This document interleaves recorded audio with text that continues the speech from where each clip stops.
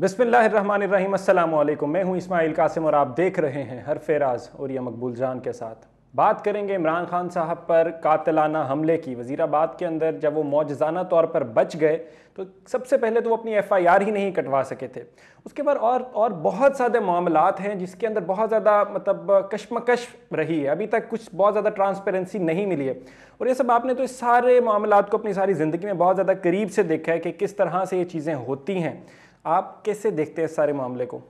देखिए, दो तीन ऐसी चीज़ें हैं कि जो मेरे लिए भी बड़े अचंभे की बायस हैं और यूँ लगता है कि पाकिस्तान की सोसाइटी जो है ये पूरी की पूरी एक तबाही के दहाने पे आकर खड़ी हो चुकी हुई है।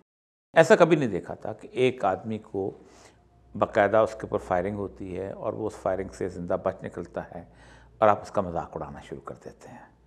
आप उसको एक ड्रामा समझते हैं, आप उसको कुछ समझते हैं। कहीं नहीं हुआ था। बेनज़ीर के साथ सान्या हुआ था, पहला भी हुआ था, लोगों ने उसके साथ सबूत दिया था कि ठीक है। दूसरा हुआ था, सारी की सारा पाकिस्तान जो था वो समझता था कि ये गलत हुआ है और उसके बारे में लोग बात करते थे, लेकिन आपने पहले दिन से उसका एक तमस्कर उड़ाना शुरू किया। सबसे पहली बात तो ये है कि आए हमारे पास जो अवेलेबल मेरी आंखों के सामने जो एविडेंस है वो कौन सा है। ठीक है, देखें, इमरान खान की पूरी गाड़ी आगे आ रही है। It's a slow moving thing. उस स्लो मूविंग पे 15-16 लोग जो हैं उस कंटेनर के ऊपर खड़े हैं। अब सारे के सारे कैमरे के रुख जो हैं वो इमरान खान की तरफ है। फायरिंग जो है बैक से हो तो कैमरा का वहाँ रुख नहीं मोड़ा जा सकता। एक फायरिंग जो है वो जो हमारे पर विजिबल है नवीद की, वो नीचे से हुई है। अब इस सारे सिनेरियो में आपको सबसे ज़्यादा भरोसा करना पड़ता है साउंड बाइट का, कि साउंड बाइट क्या है। तो कम से कम 20-25 DSNGs और 200-250 मोबाइल्स की जो साउंड बाइट आती है वो ये आती है कि एक बरस चलता है, दूसरा बरस चलता है और उसके साथ साथ नीचे से फायर होता है, पिस्टल के शॉट्स। ठीक, पिस्टल जो है वो नीचे से अगर फायर अगर वो बंदा कर रहा हो तो वो फायर जो है इमरान खान को कम से कम सेंटर में जाके लग नहीं सकता। जहाँ वो खड़ा है उस एंगल से नहीं लग सकता।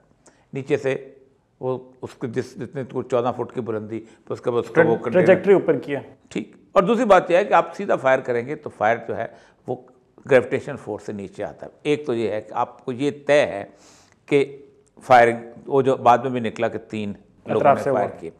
अब वो उस क्राउड के अंदर जिस तरह चीज़ें भागी हैं, सब कुछ हुआ है, उसके अंदर ज़ाहिर बात है कौन वहाँ रुकता है, निकल गए होंगे।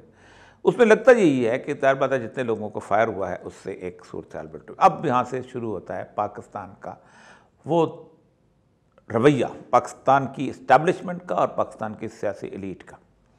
इमरान खान सबसे पहले FIR अपनी दर्ज कराना चाहता है। उसमें 4 या 5 बंदों को नाम लेता है, लेकिन उन 4 बंदों का नाम नहीं डाला जाता। उसकी एक बुनियादी वजह है कि उसमें एक यूनिफॉर्म्ड आदमी है। पाकिस्तान का कानून क्या कहता है? क्या एक जर्नैल अगर अपने भाई को कत्ल कर दे तो क्या उसका कोर्ट मार्शल होगा? नहीं, उसका थाने में 302 का पर्चा होगा उसके खिलाफ और वो अदालत में भुगतेगा।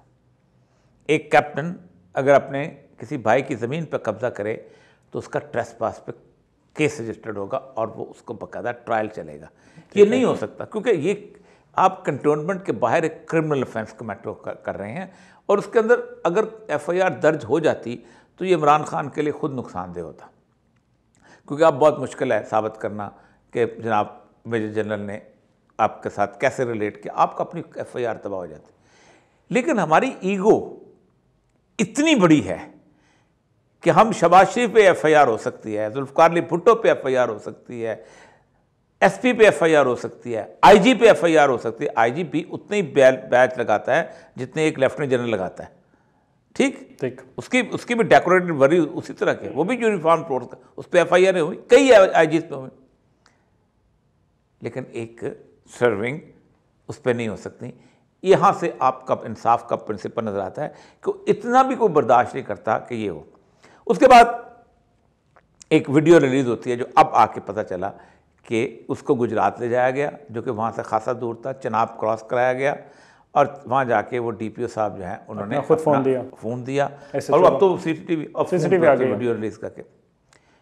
आप मुझे ये बताएं कि एक सऊद अजीज़ है जो बेनज़ीर के ज़माने में DIG था, उससे सिर्फ वो सफाई की थी ना, हालांकि वो कहता है हमने एविडेंस कलेक्ट कर लिया था जितना करना, उससे ज़्यादा क्या कलेक्ट होता है। एक रोड है, उस रोड के ऊपर से आपने रोड साफ करनी होती है, आज नहीं तो कल साफ करनी पड़ेगी, 2 घंटे बाद एविडेंस और उसी ने कलेक्ट करना था, उसने कहा मैंने कलेक्ट कर लिया था, लेकिन उसको स्केपगोट बनाने के लिए आपने कई साल उसको 10 साल उसको चलाया, पहले जेल में रखा, कभी कुछ किया ये वो।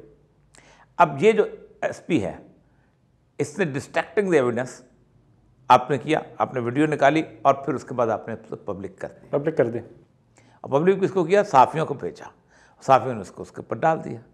अब मुझे ये बताइए कि सारे सिनेरियो के अंदर सबसे पहले तो उस बंदे को, और वो वहीं पर मौजूद है, उसको यहाँ नहीं किया गया। फिर उसके बाद एक और सिनेरियो आता है, एफआईआर दर्ज नहीं होती 3 या 4 दिन, क्योंकि ज़ाहिर बात है इमरान खान साहब चाहते हैं कि मेरी मर्जी की एफआईआर दर्ज नहीं हो सकती, और ये उनका राइट है। 150 साल से एक आदमी का राइट है कि उसमें उसकी एफआईआर, हमारे यहाँ मुल्क में होती है 10-10 लोग नाम बनाते हैं, नहीं होता, मतलब नुकसान। लेकिन एफआईआर उसमें एक मोनिस लाई साहब एक बयान देते हैं कि हमने इमरान खान साहब से कहा कि आप अपनी मर्जी का एक एसएचओ ले आएँ ताकि वो एफआईआर दे। इससे ज़्यादा किसी हुकूमत की, प्रोविंशियल गवर्नमेंट की जिल्लत और रसवाई हो सकती है कि एक एसएचओ भी नहीं आप ढूंढ सके? नहीं, छोड़ देना चाहिए आपको, हुकूमत छोड़ देनी चाहिए।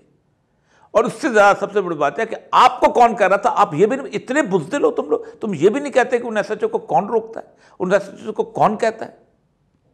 यहाँ बात नहीं रुकती, बात आगे चलती है। उसके बाद इस सारे सिनेरियो के अंदर उसको प्ले विथ किया जाता है, कभी कुछ कभी कुछ। इमरान खान साहब ने एक जेआईटी बनाने को कहा, वो नहीं बनाई जाती, यहाँ की लोकल जेआईटी बनती है, वहाँ से निकल आते हैं।